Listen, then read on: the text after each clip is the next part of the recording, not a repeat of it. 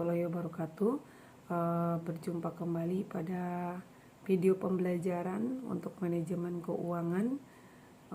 Kali ini kita akan membahas dan berdiskusi mengenai manajemen piutang dan persediaan.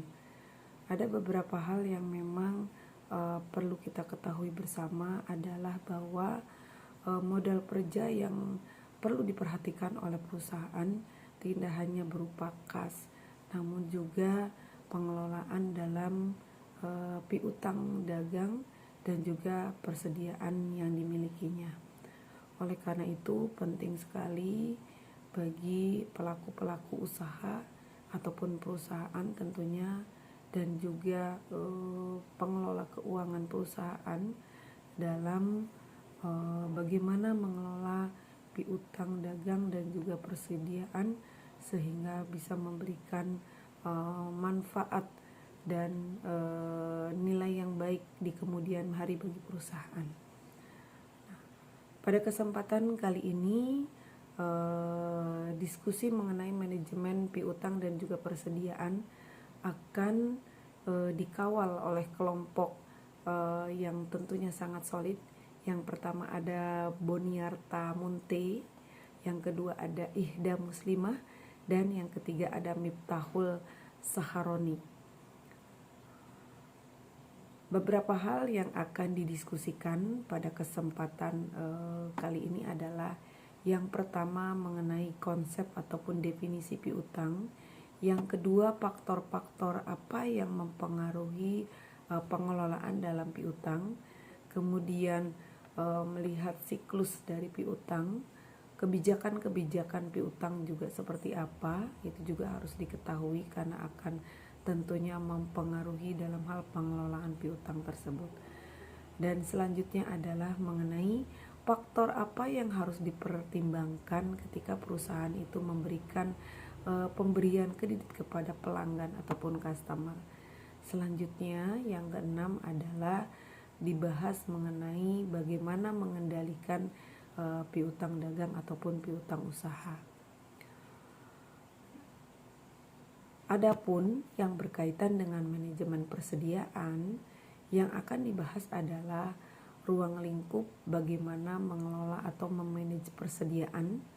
Yang kedua adalah manfaat apa yang akan diperoleh oleh perusahaan ketika berinvestasi pada persediaan ataupun inventory. Yang ketiga juga tentunya yang harus diperhatikan adalah biaya yang harus dikeluarkan untuk menyediakan persediaan ataupun inventory tersebut.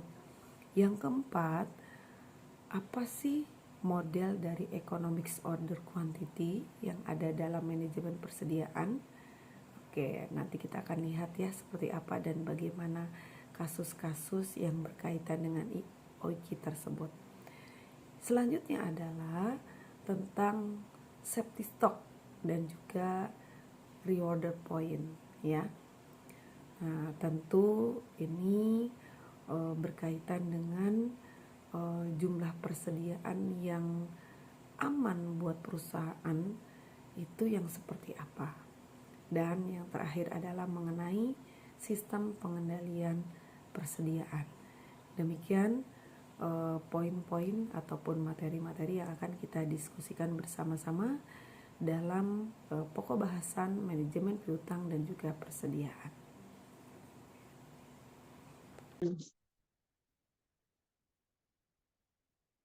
Boniarta, mana coba Boniarta? Boniarta di Zoom.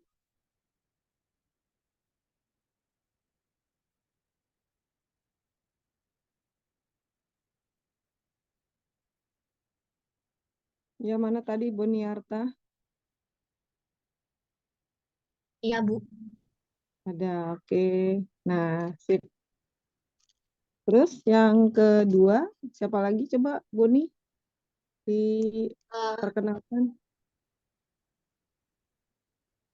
Bentar ya, Bu. Hmm. Baik, Assalamualaikum, selamat pagi Bu Ati, selaku pengampu Pagi. dosen mata kuliah manajemen keuangan. Di sini saya akan memperkenalkan anggota kelompok saya, yaitu pertama Boniar Tamunte, saya sendiri, dan kemudian ada Ihda Muslimah, dan yang ketiga atau terakhir ada Miftahul Sarani. Nah, di sini kami akan membahas tentang eh, piutang persediaan. Jadi, slide selanjutnya. Manajemen piutang sama manajemen persediaan. Ya, Ya, Bu. Jadi pokok pembahasan yang akan dibahas di sini itu ada definisi piutang, faktornya, kemudian siklus, kemudian ada kebijakan piutang, dan yang kelima itu ada faktor yang perlu dipertimbangkan dalam pemberian kredit dan yang keenam itu ada pengendalian piutang. Next. Nah, di persediaan itu ada ruang lingkup manajemen persediaan, ada manfaat investasi pada persediaan, ada biaya persediaan, kemudian ada model ekonomi order quantity, dan kemudian yang kelima ada safety stock dan reorder point, dan yang keenam itu ada sistem pengendalian persediaan. Next. Baik, di sini saya akan menjelaskan tentang pengertian piutang. Jadi seperti yang kita ketahui, piutang itu adalah utang kredit yang dimiliki pembeli atau eh, konsumen terhadap perusahaan di mana eh, ini tuh nanti utang ini tuh nanti dapat memberikan bunga ataupun laba nantinya. Nah, menurut John J. Wild, piutang itu atau receivable itu merupakan nilai jatuh tempo yang berasal dari penjualan barang atau jasa atau dari pemberian pinjaman uang. Jadi piutang itu mencakup nilai jatuh tempo yang berasal dari aktivitas seperti sewa dan bunga. Nah, piutang juga mengacu pada janji lisan untuk membayar yang berasal dari penjualan produk dan jasa secara kredit. Namun, umumnya perusahaan lebih suka menjual dengan tunai daripada kredit karena dapat memperpendek siklus kas dan penerimaan kas lebih cepat. Tetapi kenapa perusahaan itu menerapkan sistem piutang? Karena itu adanya persaingan dengan perusahaan lain, di mana perusahaan lain itu memberikan eh, sistem piutang dengan kelonggaran kredit. Nah, jadi secara tidak langsung perusahaan lain juga ikut memberikan sistem piutang kepada konsumennya agar perusahaan itu laku penjualannya. Next.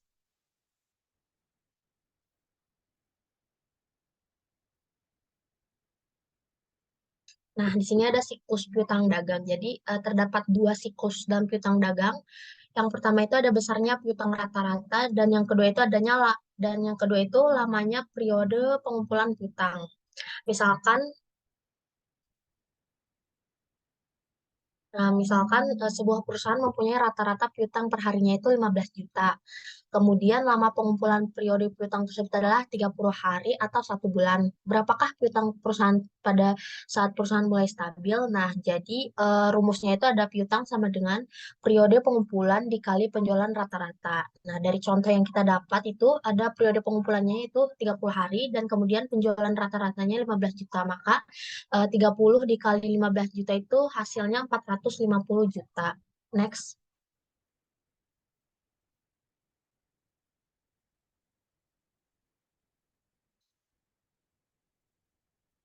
Nah, di sini terdapat faktor yang mempengaruhi piutang. Jadi, faktor yang mempengaruhi piutang itu ada dua. Yang pertama, faktor internal dan juga faktor eksternal. Di mana faktor internal ini faktor yang berasal dari dalam perusahaan. Jadi, faktor internal itu eh, faktor yang berasal dari dalam perusahaan dagang, yaitu misalnya kebijakan promosi iklan, yaitu tentang bagaimana iklan tersebut dapat menarik pembeli supaya berminat untuk membeli barang atau jasa dari perusahaan tersebut. Kemudian ada faktor kebijakan piutang, yaitu seperti standar kreditnya, potongan kredit yang berlaku, jangka waktu kredit, misalkan 30 hari, atau 6 bulan, atau 1 tahun. Kemudian ada kebijakan penagihan piutang. Next. Nah, yang yang kedua ini ada faktor eksternal. Jadi faktor eksternal ini berasal dari luar perusahaan di mana eh, berasal dari pembeli atau debitur lainnya. Faktornya yaitu perusahaan pesaing lain dan juga perusahaan yang musiman. Yang musiman di sini tuh maksudnya eh, misalkan buah-buahan kan buah-buahan itu nggak selalu setiap hari ada musimnya misalkan buah mangga atau buah rambutan. Nah, kemudian ada permintaan terhadap produk tersebut, misalkan kriteria dari piutang tersebut atau jumlah yang ingin diajukan. Kemudian ada karakteristik industri, yaitu bagaimana karakteristik dari industri yang ingin diajukan kredit, apakah sesuai dengan keinginan atau tidak. Itu tuh nantinya akan dianalisis dulu industrinya yang ingin mengajukan kredit, apakah dia sesuai dengan eh, peraturan dari perusahaan tersebut atau tidak gitu. Kemudian next.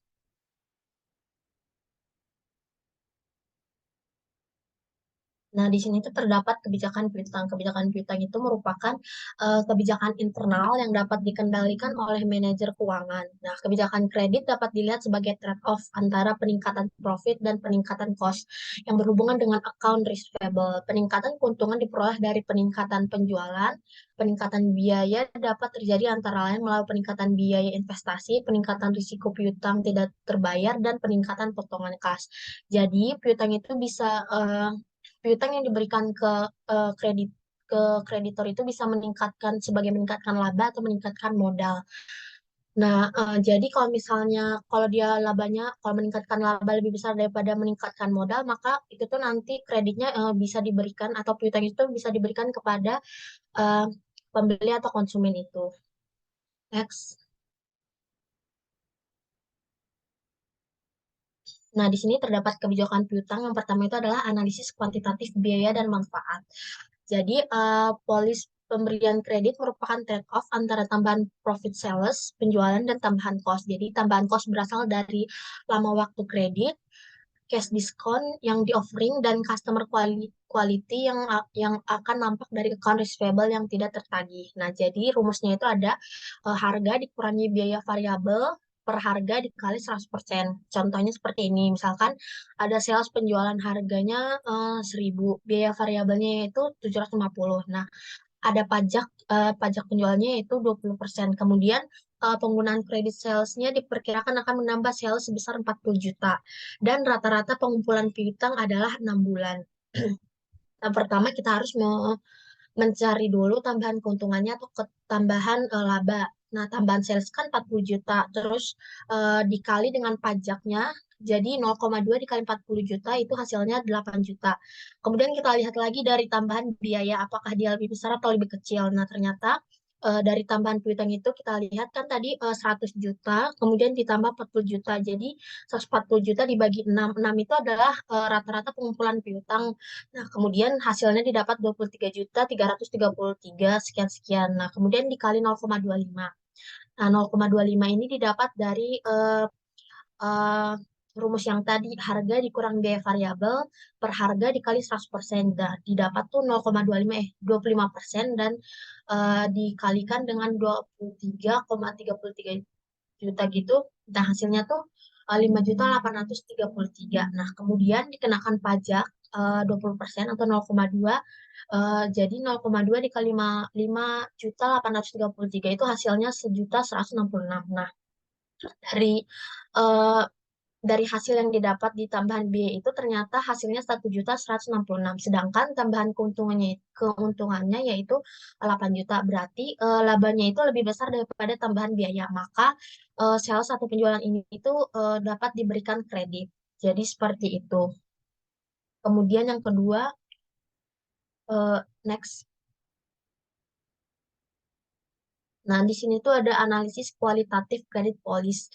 Maksudnya analisis kualitatif itu adalah analisis terhadap perusahaan yang nantinya akan mengajukan kredit, dilihat dari situasi maupun kondisinya. Yang pertama itu ada financial report. Dari financial report ini adalah perusahaan dapat meminta pelanggan untuk mengirimkan laporan keuangannya. Nah, nanti itu dari laporan keuangannya kita dapat menganalisis apakah kasnya lancar atau tidak. Kemudian dilihat lagi apakah ternyata kasnya itu nanti lebih kecil daripada kredit yang ingin diajukan. Nah, yang kedua itu ada bank-bank secara general saving information mengenai customer-nya, bank dapat diminta membantu menentukan apakah suatu industri pantas diberi kredit, loan atau tidak. Nanti itu kan bank tuh dapat melihat dia tuh punya utang ke siapa-siapa aja. Kalau misalnya ternyata dia tuh dalam memenuhi kewajibannya, piutangnya itu tidak lancar atau terhambat gitu, maka bank itu dapat memberi nilainya apakah dia pantas diberi kredit atau tidak. Nah, kemudian yang ketiga itu ada trade association, yaitu banyak asosiasi trading yang informasi yang lebih lengkap mengenai perusahaan yang menjadi anggotanya. Yang keempat itu ada company experience, di mana informasi dari perusahaan lain yang pernah berhubungan dengan calon penerima kredit juga dapat dipakai. Jika calon penerima kredit terbiasa melakukan transaksi dengan perusahaan, maka perusahaan dapat mengevaluasi pengalaman melakukan transaksi bisnis dengan calon debitur tersebut. Jadi itu nanti perusahaan itu tuh dilihat lagi dengan perusahaan yang bekerja sama dengan dia, misalkan dia sebagai pemasok atau apa. Nah, ternyata kalau misalnya dia baik atau lancar dan kasnya juga memenuhi, maka nanti tuh debitur itu tuh dapat diberi kredit. Nah, kemudian ada order information. Order information itu kayak informasi lain juga baik dari perusahaan lain yang sebagai pesaing maupun orang-orang sekitarnya. Nah, next.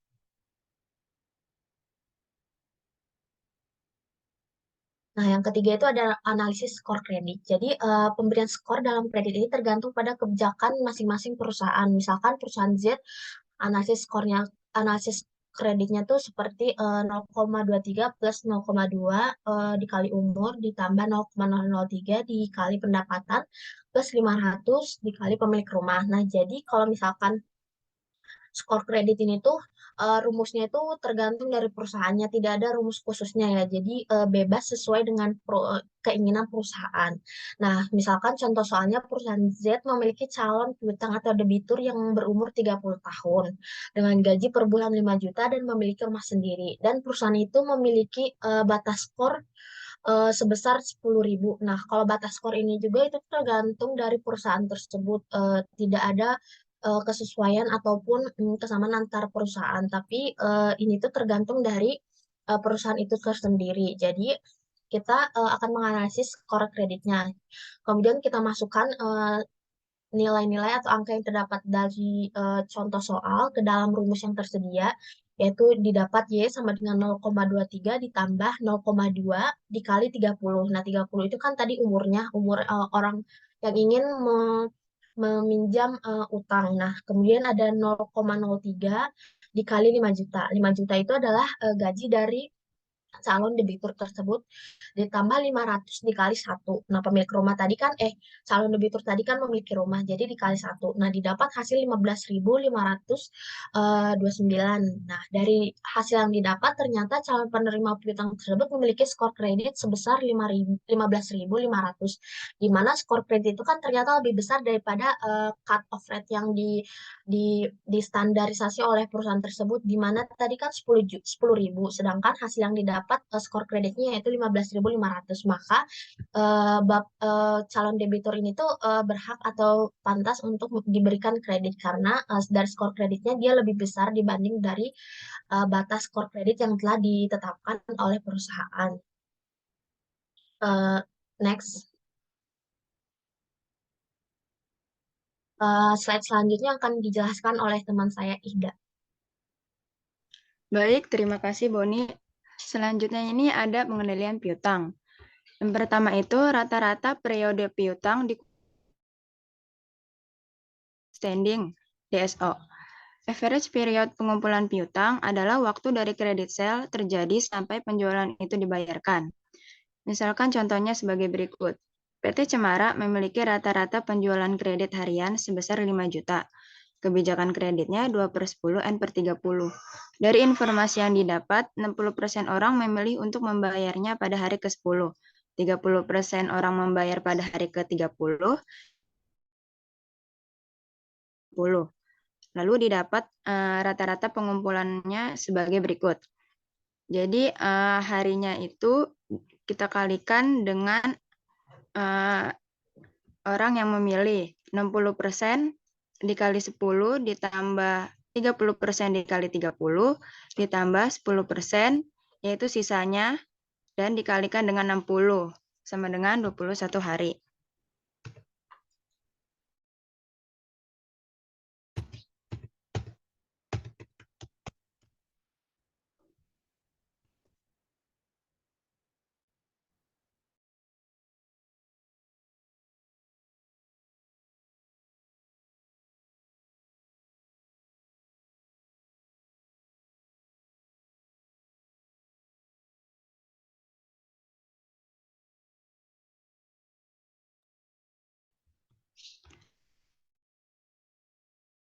Piutang bisa juga dengan memanfaatkan informasi financial report.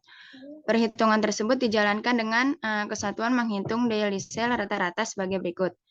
Penjualan harian rata-rata, total penjualan dibagi dengan 365 hari. Selanjutnya, waktu collection piutang dihitung sebagai berikut. Rata-rata periode pengumpulan piutang, total piutang dibagi penjualan harian rata-rata, atau dengan memanfaatkan formula yang langsung dibagi dengan total penjualan, lalu dibagi dengan 365 hari. Contohnya total piutang perusahaan adalah 8 juta. Penjualan harian rata-ratanya adalah 228.571.000. Rata-rata periode pengumpulan piutangnya adalah 35 hari. Misalkan kebijakan rata-rata industri menunjukkan angka 40 hari, maka 35 hari. Tetapi jika dibandingkan dengan kebijakan internal, perusahaan yang mematok 2/10 N/30, angka 35 hari tersebut menunjukkan sedikit keterlambatan. Nah, jadi untuk melihat baik atau buruknya piutang tersebut, kita dapat membandingkan antara rata-rata industri atau kebijakan piutang perusahaan.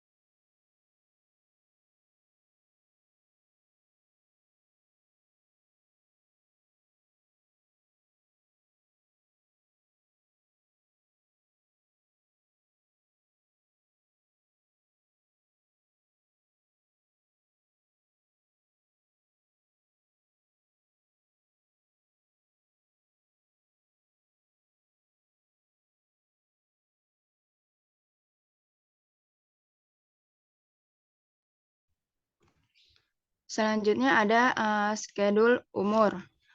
Schedule umur piutang merupakan tabel yang memanfaatkan informasi tentang umur, jumlah, proporsi, dan periode penagihan piutang. Makin panjang umur piutangnya, makin buruk kondisi perusahaan karena makin lama piutang tersebut menjadi uang tunai atau kas. Contoh schedule umur piutang dapat disajikan dari PT Pelangi dan PT Mutiara. Syarat kredit kedua perusahaan tersebut adalah 2/10 N/30. Nah, dari tabel tersebut dapat disimpulkan bahwa PT Pelangi lebih baik daripada PT Mutiara karena semua pelanggan membayar tepat waktu. 80% pada hari ke-10, dan sisanya 20% membayar pada hari ke-30. Sedangkan PT Mutiara dengan perjanjian kredit, 30%-nya yaitu dari 15% ditambah 10% ditambah 5%, tidak membayar lewat dari 30 hari dari jatuh tempo. Perusahaan yang baik sebaiknya mengikuti manajemen piutang PT Pelangi seperti ilustrasi di atas.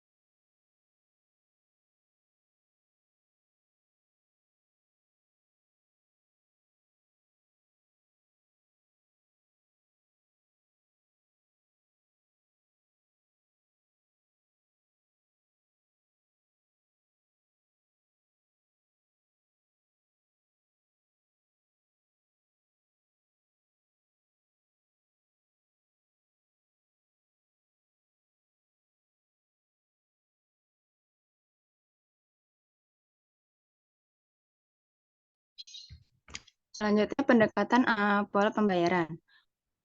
Nah, periode kelulusan piutang ini dapat dikalkulasikan sebagai berikut ini.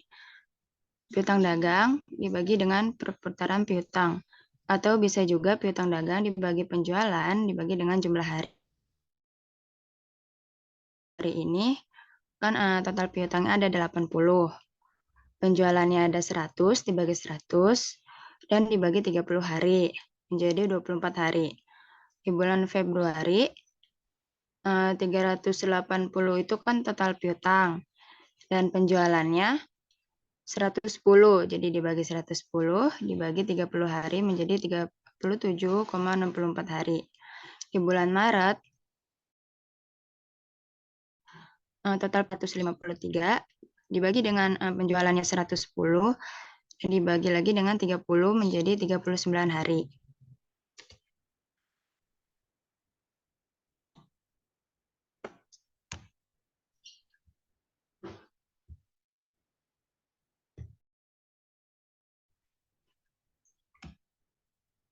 Nah, dalam kita harus mempertimbangkan faktor yang mempengaruhi dalam pemberian kredit. Yang pertama itu ada karakter. Nah, prinsip karakter ini menyangkut pada psikologis dari calon penerima kredit itu, di mana hal yang dilihat dari karakter adalah bagaimana kejujuran debitur tersebut, serta bagaimana debitur tersebut menepati janji-janjinya dalam menjalankan bisnis. Bagaimana ia melakukan waktu yang ia gunakan atau manajemen waktu yang ia pilih dalam mengelola waktu. Sebagian hal di atas dapat kita lihat atau analisis dari mitra atau bisnis lain yang bekerja sama dengan debitur tersebut. Nah, hal-hal di atas dapat dipertimbangkan agar nantinya debitur tersebut dapat melunasi kredit yang ia ajukan. Inti dari karakter yang dilihat dari debitur adalah bagaimana dia dapat memenuhi kewajibannya sebagai debitur. Hal ini dinamakan willingness to pay. Yang kedua yaitu kapasitas. Kapasitas melihat sejauh mana kemampuan keuangan perusahaan atau individu. Kapasitas melihat kemampuan ekonomi seseorang atau perusahaan. Prinsip kemampuan ini yaitu bagaimana seseorang bertindak dalam mengelola bisnisnya. Pada masa-masa sulit, maka akan terlihat bagaimana kemampuannya dalam membayar piutang sebagai kelebihan seseorang, sebagai kemampuan seseorang itu. Pasti kan kemampuan orang itu kan pasti berbeda-beda jika dibandingkan dengan orang lain. Saat seseorang sudah mulai berbisnis, maka ia harus tahu risiko apa yang akan dihadapinya dan bagaimana cara menghadapi atau menemukan solusinya. Oleh karena itu, untuk menjalankan bisnis lebih baik sesuai dengan minat dan bakat. Jangan hanya begitu, jangan menjual barang yang tidak sesuai dengan kemampuan yang kita miliki, karena itu akan menjadi risiko. Tapi kan memang semua keputusan itu pasti ada risikonya. Begitu juga dengan pihak bank yang akan mencairkan dana. Mereka perlu menganalisis kemampuan debiturnya dalam membayar utang. Yang ketiga itu modal. Kapital melihat sejauh mana modal yang dimiliki oleh seseorang atau yang baik mempunyai kemampuan melunasi hutang yang lebih baik. Prinsip ini menyangkut apa modal yang dimiliki pebisnis dalam menjalankan bisnisnya, yang dapat dilihat dari neraca saldo, laporan laba rugi, struktur modal, balik modal, dan juga pengembalian investasi. Jika debitur mengajukan dana yang lebih besar dari hal-hal yang dianalisis di atas, maka akan karena di kemudian hari nantinya saat terjadi macet pendapatan atau modal akan sulit untuk melunasi kewajiban dari debitur tersebut. Nah, oleh karena itu lebih baik jika debitur mengajukan dana di bawah dari hal-hal yang dianalisis tersebut. Lalu yang keempat itu jaminan. Prinsip ini yaitu jaminan yang diberikan debitur kepada pihak bank atas ia tidak dapat memenuhi kewajibannya atau melunasi hutangnya. Jaminan ini dapat berupa rumah, tanah, kendaraan, atau yang lainnya, yang nominalnya lebih besar atau 2 kali dari dana yang diajukan. Untuk pegawai atau karyawan tetap akan diminta slip gaji yang dimilikinya, seperti surat keputusan, pangkatnya yang dimiliki, dan beberapa surat pendukung lainnya seperti kartu keluarga, kartu tanda penduduk, KTP, dan surat pendukung lainnya yang dapat menjadi surat pertanggungjawaban di kemudian hari. Selain itu, jabatan atau pangkat yang dimiliki juga dapat menjadi pertanggungjawaban apabila memungkinkan dan dapat diterima sebagai pertanggungjawaban, misalkan menteri, gubernur, DPR, dan lain-lainnya. Lalu yang kelima ini kondisi perekonomian. Kondisi ekonomi melunasi hutangnya. Next.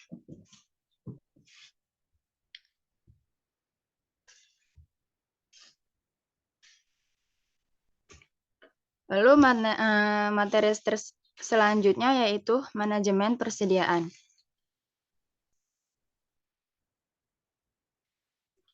Definisi manajemen persediaan yaitu kemampuan suatu perusahaan dalam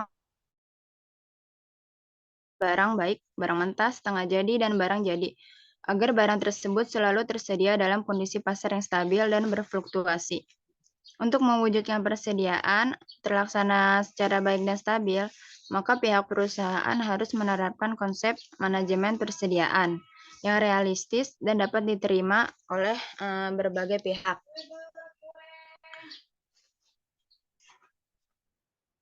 Jadi sangat mempengaruhi penjualan. Kesalahan dalam penentuan tingkat persediaan akan menyebabkan hilangnya penjualan atas biaya penyimpanan yang berlebihan, sehingga manajemen persediaan memiliki arti yang cukup penting. Dalam jumlah persediaan, setiap perusahaan memiliki jumlah yang berbeda-beda dan jumlah itu disesuaikan dengan kondisi dan konsep manajemen yang diinginkan. Bahkan pada perusahaan tertentu, terkadang persediaan menggambarkan lancar. Nah, oleh karena itu, manajemen persediaan sangat penting bagi suatu perusahaan. Ruang lingkup manajemen terdiri dari persediaan, biasanya mencakup beberapa jenis seperti persediaan bahan mentah, persediaan bahan setengah jadi, dan persediaan barang jadi, barang dagangan. Lalu bahan mentah adalah bahan yang akan digunakan untuk memproduksi barang dagangan. Bahan setengah jadi adalah penuhnya menjadi barang dagangan. Dan barang jadi adalah barang yang sudah selesai dikerjakan dan siap untuk dijual. Kenapa sih perusahaan harus mempunyai persediaan? Karena persediaan diperlukan untuk mengantisipasi ketidaksempurnaan pasar. Persediaan bahan mentah diperlukan agar proses produksi tidak akan terhambat karena bahan mentah belum datang. Next.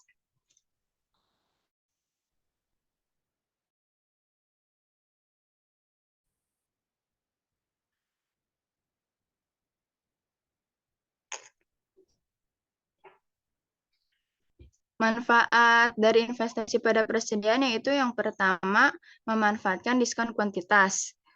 Diskon kuantitas diperoleh jika perusahaan membeli dalam kuantitas yang besar. Perusahaan membeli melebihi kebutuhan sehingga ada yang disimpan sebagai persediaan. Yang kedua, menghindari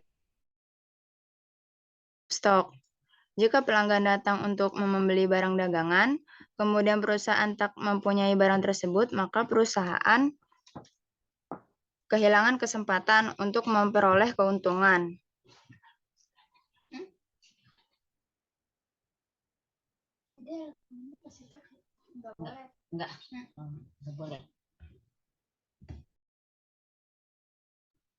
Untuk menghindari situasi barang jadi. Yang ketiga, manfaat pemasaran. Jika perusahaan mempunyai persediaan barang dagangan yang lengkap, maka pelanggan atau calon pelanggan akan terkesan dengan kelengkapan barang dagangan yang kita tawarkan. Reputasi perusahaan bisa meningkat. Di samping itu, jika perusahaan selalu mampu memenuhi keinginan pelanggan,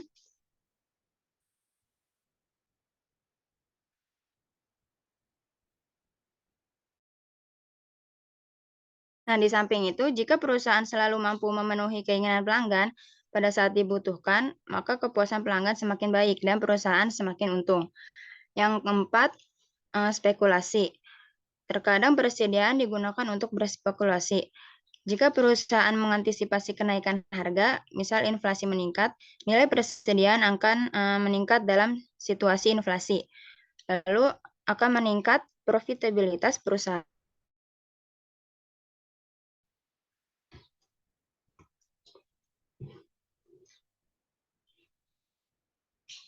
Boleh di next.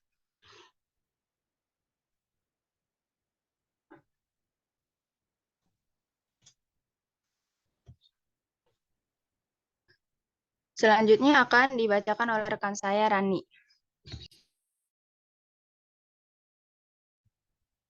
Baik, terima kasih Ida. Selanjutnya di sini ada manajemen biaya persediaan. Dalam manajemen persediaan ada beberapa biaya yang diperhatikan. Yang pertama yaitu biaya investasi. Nah, biaya investasi ini di persediaan seperti investasi pada piutang atau modal kerja lainnya yang tentunya memerlukan biaya investasi. Dan yang kedua yaitu biaya penyimpanan. Nah, biaya penyimpanan ini mencakup biaya eksplisit seperti biaya sewa gudang, biaya asuransi, pajak, dan biaya kerusakan persediaan. Terus yang ketiga yaitu biaya order. Nah, biaya order ini digunakan perusahaan untuk memperoleh persediaan. Perusahaan akan melakukan order barang yang tentunya dengan melakukan order ini akan membutuhkan biaya. Selanjutnya ada model Economic Order Quantity atau EOQ. Nah, model EOQ ini menghitung tingkat persediaan yang optimal dengan menghitung beberapa jumlah kuantitas dalam setiap kali pembelian bahan. Model EOQ ini menghitung persediaan optimal dengan cara eksplisit, memasukkan biaya pemesanan dan biaya penyimpanan. Sistem kerja model EOQ ini akan mencari nilai Q optimal, yang mana nilai Q ini bisa meminimalkan total biaya persediaan. Total biaya persediaan diidentifikasi sebagai biaya pemesanan dan biaya penyimpanan. Nah, dalam perhitungan EOQ ini ada beberapa biaya yang nantinya akan diperhitungkan. Yang pertama yaitu total cost atau total biaya. Total cost ini merupakan penjumlahan dari total biaya dan pemesanan merupakan penjumlahan dari total biaya pemesanan dan total biaya penyimpanan. Dan yang kedua yaitu ada carrying cost. Carrying cost ini dihitung sebagai biaya simpan per unit yang dikalikan dengan persediaan rata-rata atau persentase dari nilai rata-rata persediaan. Terus yang ketiga yaitu ordering cost atau biaya order. Biaya pemesanan merupakan biaya yang terjadi karena aktivitas pemesanan. Dihitung atas dasar frekuensi pemesanan. Selanjutnya ada rumus dari economic order quantity. Nah, rumus dari economic order quantity yaitu ada EOQ sama dengan akar 2 dikali RS per C atau EOQ sama dengan akar 2 RS per Q per 2 dikali P. Dengan R merupakan jumlah pembelian atau permintaan selama satu periode, C biaya simpan tahunan dalam rupiah atau unit, terus S merupakan biaya setiap kali pemesanan, P merupakan harga per unit persediaan, Q merupakan kuantitas pemesanan dalam bentuk unit atau order. EOQ atau Q action merupakan jumlah pesanan optimum. Nah, TC merupakan total biaya persediaan minimum atau minimum total inventory cost. Terus TOC merupakan total biaya pesan atau total ordering cost. TOC ini bisa dicari dengan rumus R per Q kali S. TCC merupakan total biaya simpan atau total carrying cost yang dapat dicari dengan Q per 2 dikali C atau P dikali persenan dari biaya penyimpanan. Q action atau TSI merupakan penjumlahan dari TOC plus TCC. TCC. Rata-rata persediaan per tahun dapat dicari dengan Q per 2. Nah, berikutnya ada contoh soal dari model economic order quantity. Contoh soalnya, PT Abadi pada tahun yang akan datang membutuhkan bahan baku sebanyak 135.000 unit. Harga bahan baku per unit adalah 2.000. Biaya pesan untuk setiap kali melakukan pemesanan adalah sebesar 150.000. Adalah sebesar 25% dari nilai rata-rata persediaan. Berapakah jumlah pemesanan paling ekonomis atau EOQ dan berapa EOQ saja? Nah, yang pertama itu diketahui nilai R-nya atau bisa dilihat dari rumus sebelumnya, bisa diketahui R-nya atau jumlah pembelian atau permintaan selama satu periode. Nah, dari R ini PT Abadi membutuhkan bahan baku atau sebanyak 135 unit. Nah, harga per unit dari bahan bakunya yaitu 2.000. Nah, S-nya yaitu biaya setiap kali pemesanan. Nah, biaya pemesanan setiap kali melakukan pemesanan, PT Abadi mengeluarkan biaya sebesar 150.000. Sedangkan C atau biaya simpan tahunan dalam rupiah per unit. Nah, biaya simpan ini biaya penyimpanannya adalah sebesar 25%. Nah, dari yang diketahui tersebut dapat kita cari dengan rumus EOQ sama dengan akar 2 RS per C. Nah, di biaya TCC yang C ini tadi kan yang seperti yang sudah saya jelaskan sebelumnya, rumus dari TCC adalah P dikali persenan dari biaya penyimpanan. Nah, dari contoh soal ini tidak diketahui biaya C-nya, hanya diketahui persenannya dari C, sehingga TCC-nya yaitu persenan dari harga. Nah, kita masukkan yang diketahui ke dalam rumus. EOQ sama dengan akar 2 dikali R-nya 135.000 dikali P-nya dikali S-nya 150.000 di per 2.000 dikali 25%. Kemudian EOQ sama dengan akar 2 dikali 135.000 dikali 150.000 hasilnya 40 miliar 500 juta di per 2.000 dikali 25% hasilnya 500. EOQ sama dengan akar 81 juta. EOQ sama dengan 9.000 unit. Sehingga EOQ dari PT Abadi yaitu 9.000 unit. Nah, selanjutnya yaitu ada konsep safety stock atau safety stock atau persediaan cadangan adalah persediaan ekstra yang disimpan sebagai pengaman terhadap fluktuasi permintaan dan ketidakpastian rantai pasokan.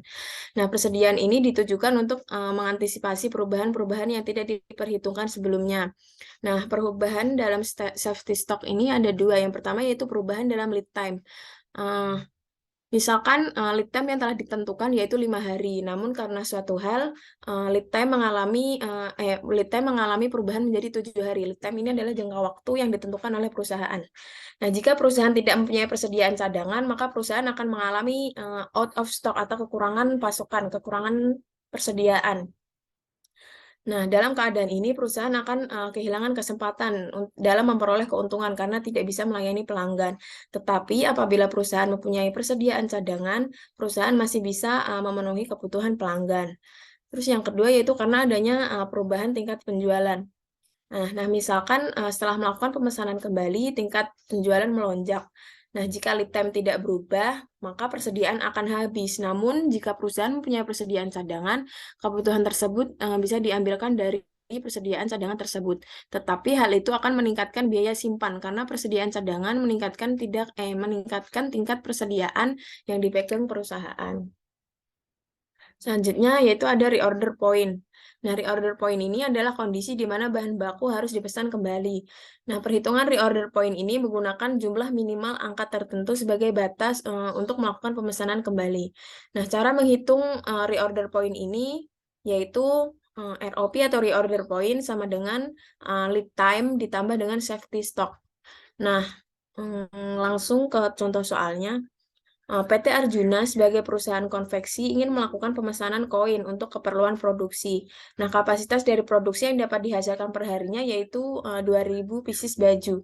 Nah, lead time atau jangka waktu yang dibutuhkan untuk memesan barang ke supplier adalah 15 hari. Perusahaan memiliki kebijakan untuk melebihkan persediaan bahan baku sebanyak 10%. Nah, berapakah reorder point atau ROP yang tepat untuk melakukan pemesanan kain kembali? Nah, dari contoh soal tersebut dapat diketahui kapasitas per hari yang dapat dihasilkan oleh PT Arjuna dalam perusahaan konveksinya yaitu 2.000 pieces baju per harinya. Kemudian lead time atau jangka waktunya yaitu 15 hari. Ketentuan safety stock yaitu 10%. Nah, dijawab sebelumnya kita cari dahulu lead time per piecesnya. Nah, tadi kan jangka waktu perusahaan PT Arjuna kan 15 hari, sedangkan kapasitas yang dapat dihasilkan PT Arjuna per harinya 2.000 pieces baju, sehingga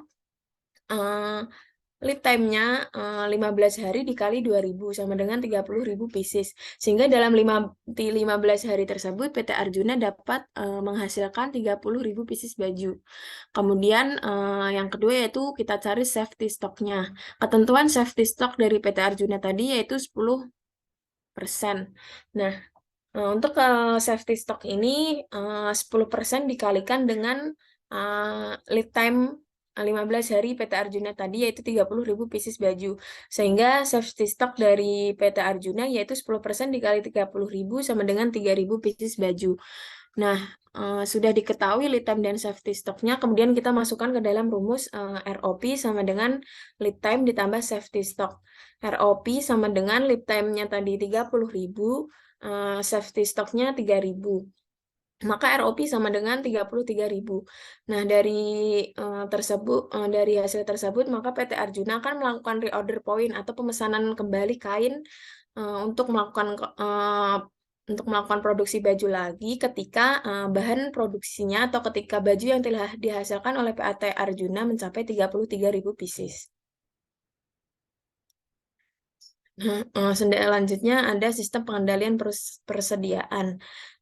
Nah, dalam persediaan ini ada sistem pengendali. Terdapat 3 sistem pengendalian. Yang pertama yaitu dengan metode ABC. Nah, metode ini menggolongkan persediaan berdasarkan nilai persediaan dan kuantitas. Nah, dapat kita lihat dari bagan tersebut. Nah, kelas A memiliki kuantitas 10%, sedangkan memiliki kuantitas 10%, yang mewakili persediaannya 50%.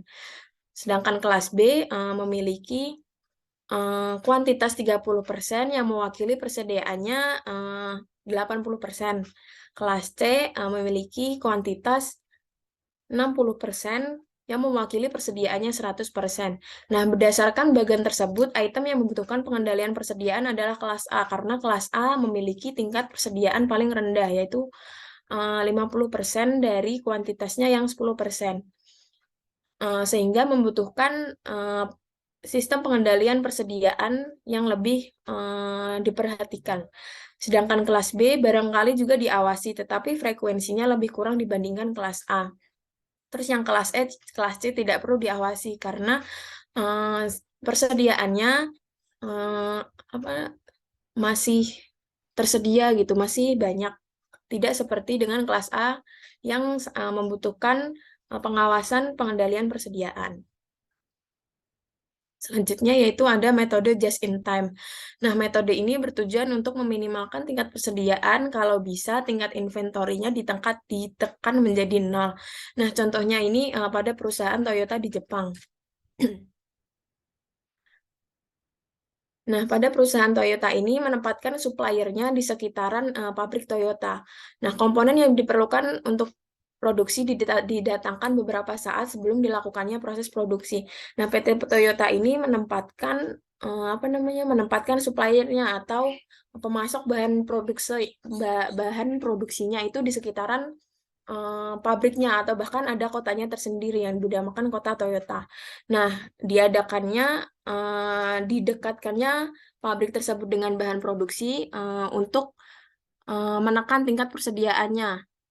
Nah, hal ini dilakukan untuk mengurangi biaya, tentunya mengurangi biaya order. Kan biasanya kalau kita order atau melakukan pemesanan itu kan diperlukan biaya yang cukup banyak. Nah, PT Toyota ini menempatkan suppliernya berada di dekat pabriknya diguna untuk menekan biaya order atau biaya pemesanan. Kemudian yaitu meminimalisir pemborosan karena overproduction. Nah, PT Toyota ini akan mendatangkan suppliernya untuk mendatangkan barangnya itu biasanya beberapa jam sebelum dilakukannya proses produksi. Nah, hal ini dilakukan untuk meminimalisir pemborosan karena overproduction. Kemudian hal ini juga dilakukan untuk mengurangi ekses inventory dan waiting atau terlalu lama menunggu adanya persediaan barang untuk produksi. Kemudian yang ketiga yaitu ada sistem pengendalian komputer. Nah, komputer ini sering digunakan untuk kontrol inventory. Dengan sistem tersebut, komputer akan mencatat persediaan awal. Kemudian, jika barang terjual, komputer akan otomatis mencatat dan memperbaharui posisi persediaan. Dan jika persediaan menyentuh batas tertentu, maka komputer akan secara otomatis memesan barang dagangan ke supplier. Nah, sistem semacam ini dapat dikembangkan lebih lanjut menjadi MRP atau Material Requirement Planning, atau ini tuh semacam sistem yang ada di dalam komputer. Nah, dalam sistem tersebut, sistem produksi dan persediaan dikoordinasi dengan kebutuhan produksi. Nah, komputer ini akan mengkoordinasikan aktivitas produksi, menghasilkan schedule produksi, dan kapan kebutuhan bahan produksi tersebut akan datang. Nah, cukup sekian dari presentasi kelompok kami. Nah, ini ada referensi dari hasil kelompok kami, yaitu yang pertama dari buku Essential of Financial Management edisi 11, yang karya Eugene Brigham dan Joel F. Houston. Kemudian ada buku Pengantar Manajemen Keuangan karya Irham Fahmi. Kemudian ada buku Manajemen Keuangan Konsep dan Implementasi karya penulis Karyoto. Nah, cukup sekian presentasi dari kelompok kami. Apabila ada yang dipertanyakan, dipersilahkan. Silakan, pertanyaannya cukup dua ya. Jadi satu tentang manajemen piutang dan satu tentang manajemen persediaan.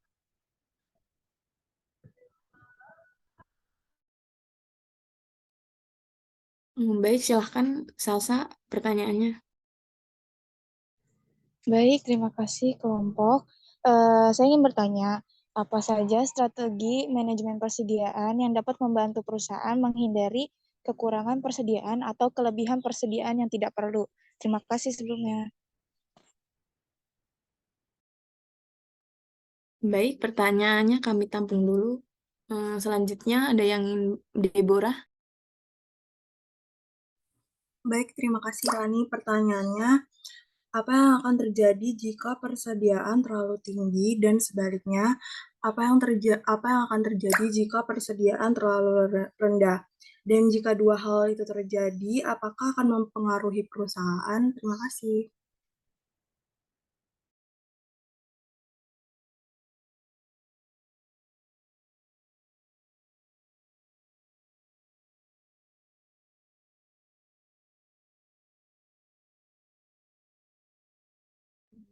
Mungkin satu lagi ya.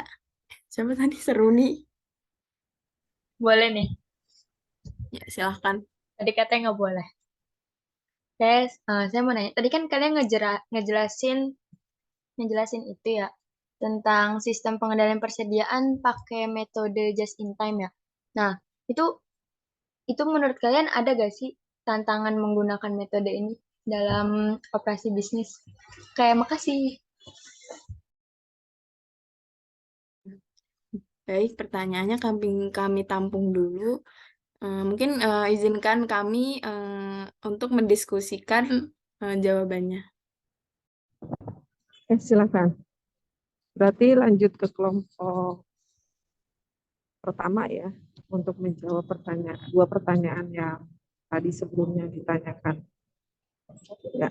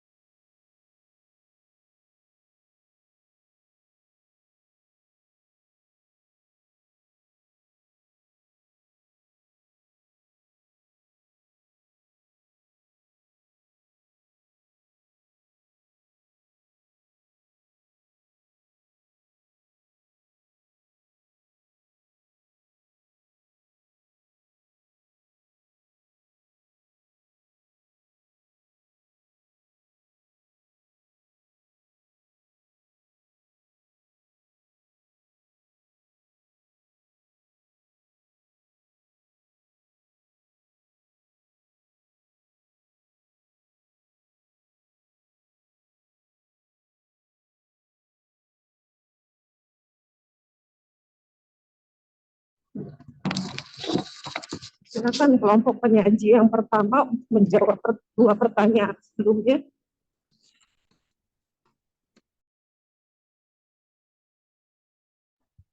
Baik, saya akan menjawab pertanyaan dari Seruni, yaitu bagaimana strategi manajemen modal kerja yang efektif, cara meningkatkan perputaran modal kerja ketika perusahaan sedang mengalami permintaan pasar yang tidak stabil. Jawabannya, pada saat permintaan pasar tidak stabil, perusahaan harus mengadopsi strategi manajemen modal kerja yang efektif untuk memastikan kelangsungan bisnis. Berikut ini ada beberapa strategi yang dapat digunakan untuk meningkatkan perputaran modal kerja pada saat permintaan pasar yang tidak stabil. Pertama, ada mengelola persediaan. Kini perusahaan harus memastikan bahwa persediaan yang dimiliki selalu sesuai dengan permintaan pasar. Jika persediaan terlalu banyak, perusahaan akan membuang uang untuk biaya penyimpanan. Jika persediaan terlalu sedikit, perusahaan akan kehilangan peluang penjualan. Dalam situasi permintaan pasar yang tidak stabil, perusahaan harus melakukan peninjauan kembali atas kebijakan persediaan, seperti melakukan penjualan persediaan yang ada atau menurunkan pesanan untuk persediaan baru. Yang kedua, mempercepat penagihan. Perusahaan dapat mempercepat penagihan dengan menetapkan jangka waktu pembayaran yang lebih singkat, atau mendorong pelanggan untuk membayar lebih cepat dengan memberi insentif. Perusahaan juga dapat menggunakan perangkat lunak akuntansi yang memungkinkan penggunaan sistem pembayaran online untuk mempercepat proses pembayaran. Yang ketiga, menunda pembayaran. Perusahaan juga dapat menunda pembayaran kepada pemasok atau kreditor mereka dengan memanfaatkan waktu kredit yang diberikan dan membayar pada saat jatuh tempo. Namun perusahaan harus berhati-hati agar tidak mengabaikan kewajiban pembayaran yang jatuh tempo, karena ini dapat menimbulkan masalah hukum dan reputasi yang buruk. Yang keempat, meningkatkan arus kas. Perusahaan dapat meningkatkan arus kas dengan menjualan aset yang tidak diperlukan atau meminjam uang dari bank atau lembaga keuangan lainnya. Namun, perusahaan harus memperhitungkan biaya dari bunga yang terkait dengan pinjaman untuk menghindari kerugian lebih lanjut. Yang kelima, mengelola pengeluaran. Perusahaan juga dapat mengelola pengeluaran dengan mengurangi biaya yang tidak perlu, seperti membatasi pengeluaran di area yang tidak penting atau melakukan negosiasi harga dengan pemasok. Yang keenam, meningkatkan efisiensi operasional.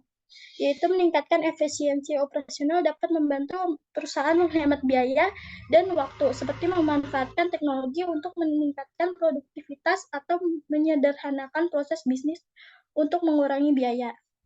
Dalam menghadapi permintaan pasar yang tidak stabil, perusahaan harus memastikan manajemen modal kerja dengan baik untuk mengoptimalkan perputaran modal kerja mereka. Melakukan peninjauan kebijakan dan memperbaiki operasional akan membantu mengurangi risiko dan menjaga kelangsungan bisnis perusahaan. Apakah sudah terjawab, Seruni?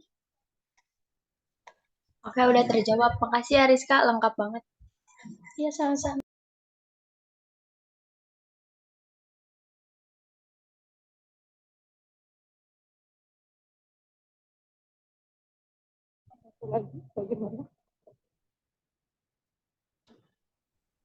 Selanjutnya saya akan menjawab pertanyaan dari Bu Ati tentang bagaimana menilai efektivitas manajemen kas dan manajemen modal kerja ini.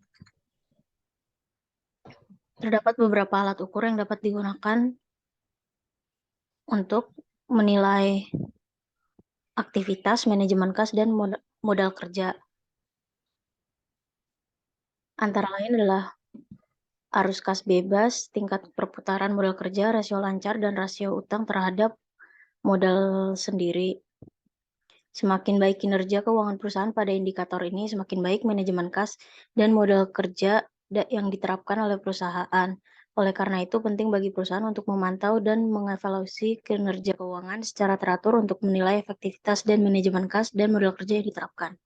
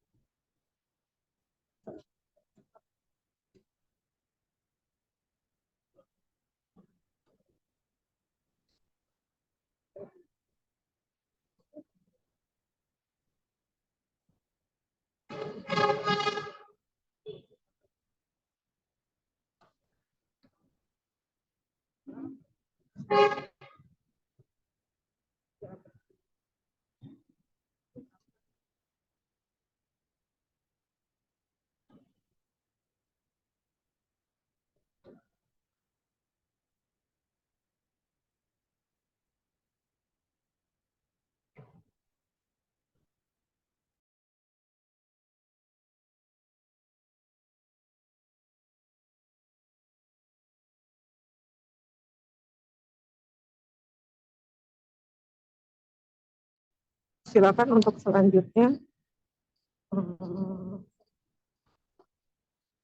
Untuk kelompok selanjutnya bisa menjawab pertanyaan dari tadi ya, 3 penanya.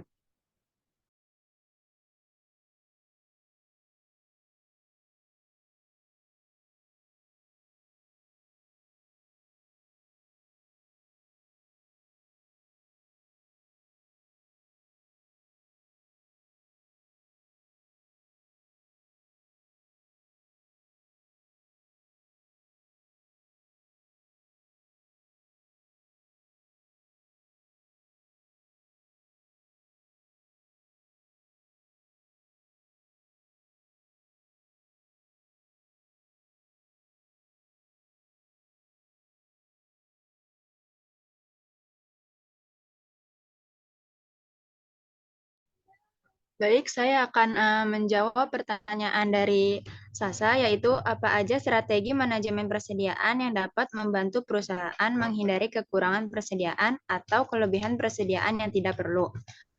Strategi manajemen persediaan yang efektif dapat membantu perusahaan menghindari kekurangan persediaan atau kelebihan persediaan yang tidak perlu yang dapat mengikis laba perusahaan. Beberapa strategi manajemen persediaan yang dapat membantu perusahaan adalah sebagai berikut. Pertama, menggunakan metode peramalan permintaan, demand forecasting. Peramalan permintaan dapat membantu perusahaan memperkirakan jumlah barang atau jasa yang akan diperlukan di masa depan. Hal ini dapat membantu perusahaan memprediksi tingkat dibutuhkan untuk memenuhi permintaan tersebut. Yang kedua, menjalin kemitraan dengan pemasok. Menjalin kemitraan dengan pemasok dapat membantu perusahaan untuk memperoleh persediaan dengan harga yang lebih baik dan waktu pengiriman yang lebih cepat. Hal ini dapat membantu perusahaan menghindari kekurangan persediaan dan meningkatkan efisiensi manajemen persediaan. Yang ketiga, memantau tren industri dan perubahan pasar. Industri dan perubahan pasar yang dapat mempengaruhi tingkat permintaan dan persediaan. Hal ini dapat membantu perusahaan untuk memperhitungkan persediaan yang dibutuhkan untuk memenuhi permintaan yang meningkat atau menurunkan persediaan yang tidak perlu saat permintaan menurun. Yang keempat, dengan mengimplementasikan strategi manajemen persediaan yang efektif. Perusahaan dapat meminimalkan risiko kekurangan persediaan, meningkatkan efisiensi manajemen persediaan, dan memaksimalkan keuntungan perusahaan. Apakah sudah terjawab, Sasa? Iya sudah, terima kasih kelompok atas jawabannya.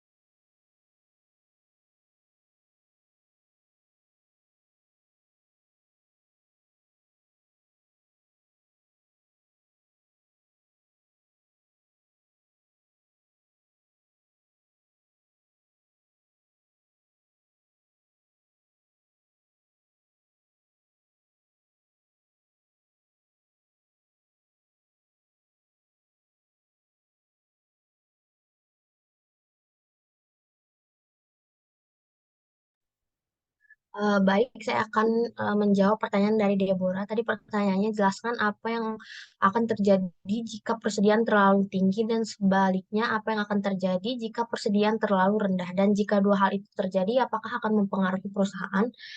Jadi jawabannya yaitu persediaan yang terlalu tinggi dan juga persediaan yang terlalu rendah itu memungkinkan kehilangan penjualan karena menurut Infostopedia, inventory turnover mengukur seberapa cepat perusahaan menjual persediaan dan bagaimana analisis membandingkannya dengan rata-rata industri. Nah, jika persediaannya terlalu rendah, menyiratkan bahwa penjualan yang lemah dan kemungkinan persediaan berlebih atau overstocking. Nah, kemudian ini memungkinkan menunjukkan masalah dengan barang yang ditawarkan untuk dijual atau akibat dari pemasaran yang terlalu sedikit.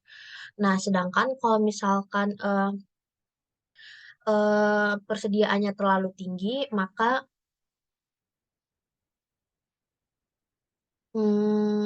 menyiratkan penjualan yang kuat atau inventaris yang tidak mencukupi. Rasio turnover yang tinggi adalah rasio yang ideal. Meski demikian, terkadang rasio inventory turnover yang rendah bisa menjadi indikasi yang baik. Misalnya, ketika harga diperkirakan akan naik, sehingga persediaan diposisikan sebelumnya untuk memenuhi permintaan yang meningkat cepat atau ketika kekurangan diantisipasi. Nah, terus pertanyaannya apakah kedua hal itu akan mempengaruhi perusahaan? Jawabannya iya. Jika persediaan terlalu tinggi itu berarti ada uang yang keluar kan di persediaan yang tinggi itu, sedangkan berarti perputaran kasnya juga berhenti kan karena uang yang ada itu kan jadi di persediaan. Nah, kemudian kalau terlalu rendah juga berarti kasnya tinggi padahal persediaannya kurang. Jadi eh, persediaan yang terlalu tinggi dan juga persediaan yang terlalu rendah itu tidak baik untuk perusahaan. Tapi sebaiknya itu persediaan yang disarankan itu persediaan yang cukup. Apakah sudah menjawab? Sudah, makasih Boni dan kelompok 5. Ya, sama-sama.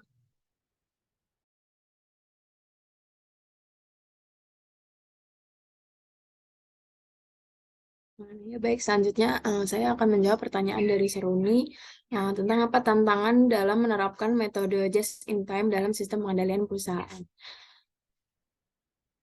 Nah, dalam menerapkan metode just-in-time ini tentunya juga mengalami banyak tantangan ya. Yang pertama yaitu ketergantungan terhadap supplier. Nah, metode just-in-time ini tentunya memerlukan pemasok yang dapat mengirimkan barang tepat waktu dan dalam jumlah yang dibutuhkan. Nah, oleh karena itu, jika pemasok mengalami masalah seperti keterlambatan pengiriman atau ketidakmampuan untuk memenuhi permintaan, maka hal ini dapat mengganggu sistem just-in-time dan menyebabkan ketidakseimbangan dalam rantai pasokan yang tentunya akan menghambat dalam sistem produksi barang. Terus yang kedua yaitu risiko gangguan produksi. Nah, metode just-in-time ini tentunya memerlukan koordinasi yang sangat ketat antara persediaan dan produksi. Oleh karena itu, jika terjadi masalah dalam produksi seperti mesin rusak atau keterlambatan pekerja, maka hal ini dapat menyebabkan ketidakseimbangan dan persediaan dan produksi yang tentunya dapat mengganggu sistem just-in-time juga. Terus yang ketiga yaitu keterbatasan kapasitas produksi. Metode just-in-time ini memerlukan produksi yang tepat waktu, yang berarti bahwa produksi harus dapat menghasilkan produk dalam waktu yang singkat, namun kapasitas produksinya terbatas. Nah, maka hal ini dapat membatasi kemampuan perusahaan untuk memenuhi permintaan pelanggan dan mengikuti sistem just in time. Karena sistem just in time sendiri kan tadi sudah seperti saya jelaskan sebelumnya, barang yang dikirim supplier itu berdasarkan dengan produksi yang akan dilakukan perusahaan tersebut. Nah, apabila ada just in time itu tantangannya yaitu sendiri keterbatasan terhadap kapasitas produksi, karena kan misalkan ada kesalahan dalam pembuatan produksi barang atau produksi barang yang akan dibuat itu, karena barangnya yang dikirimkan hanya sesuai dengan barang yang dibuat, tentunya nanti akan terjadi hambatan dalam proses produksi karena apabila mengalami proses kerusakan itu. Nah, kemudian yang keempat yaitu biaya implementasi. Nah, implementasi terhadap metode just in time ini dapat melibatkan biaya yang tinggi, terutama jika perusahaan harus mengubah proses produksi dan sistem pengendalian persediaan yang sudah ada. Nah, biaya tambahan ini mungkin sulit untuk diatasi, terutama bagi perusahaan yang kekurangan sumber daya. Kemudian yang terakhir yaitu risiko kekurangan persediaan. Nah, metode just in time ini memerlukan persediaan yang sangat sedikit atau bahkan tidak ada. Nah, namun jika terjadi masalah dalam rantai pasokan atau produksi, maka risiko kekurangan persediaan dapat meningkat, yang dapat menyebabkan ketidakmampuan untuk memenuhi permintaan pelanggan. Nah, dari tantangan tersebut, maka perusahaan perlu mempertimbangkan nih berbagai faktor ini saat menerapkan metode just in time dalam sistem pengendalian persediaan perusahaannya. Dan harus memastikan bahwa mereka memiliki strategi yang tepat untuk mengatasi tantangan ini. Gitu. Bagaimana serunya? Apakah sudah terjawab? Oke, terjawab. Makasih, Buran. Sama-sama.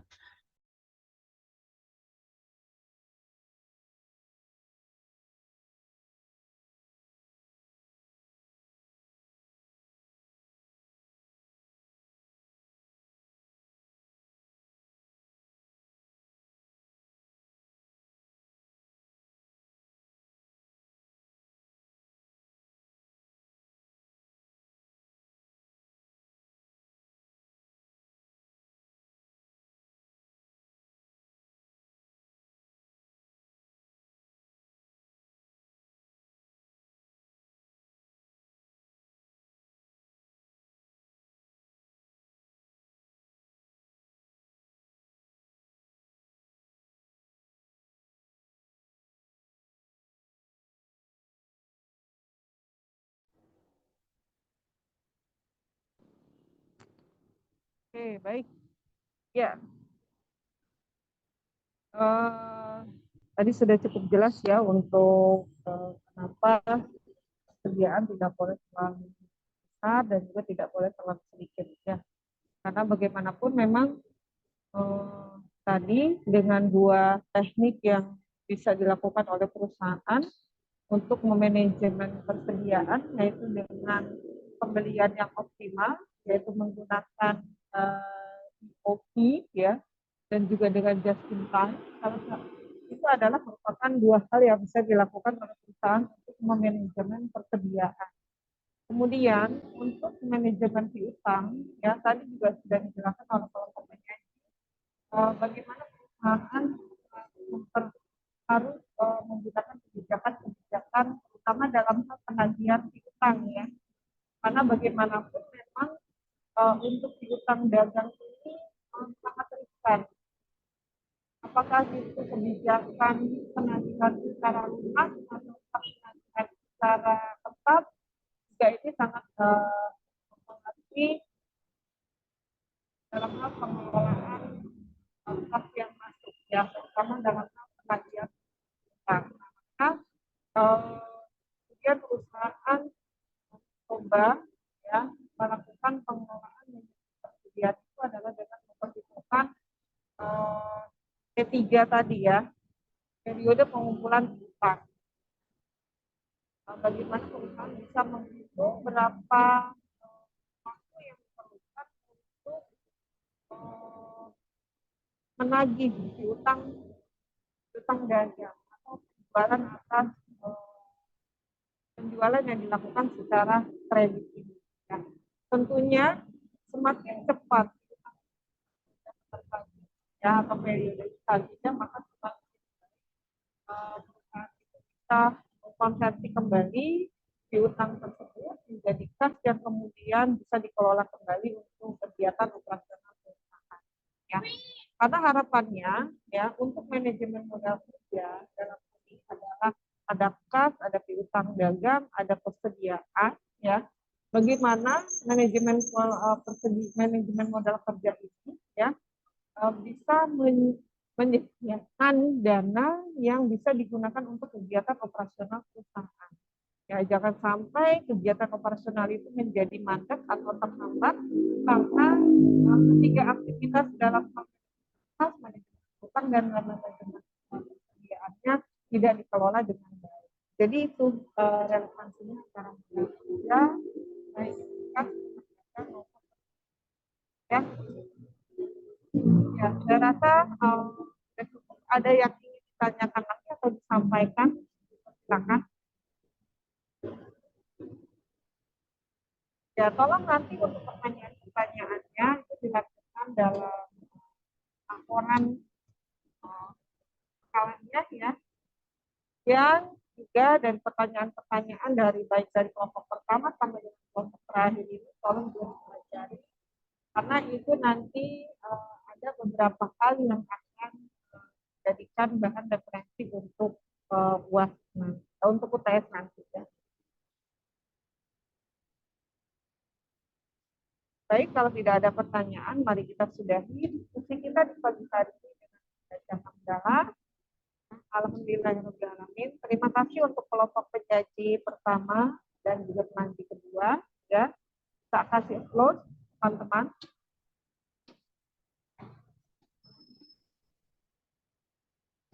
Baik, saya akhiri. Wabillahi taufiq wal hidayah. Wassalamualaikum warahmatullahi wabarakatuh.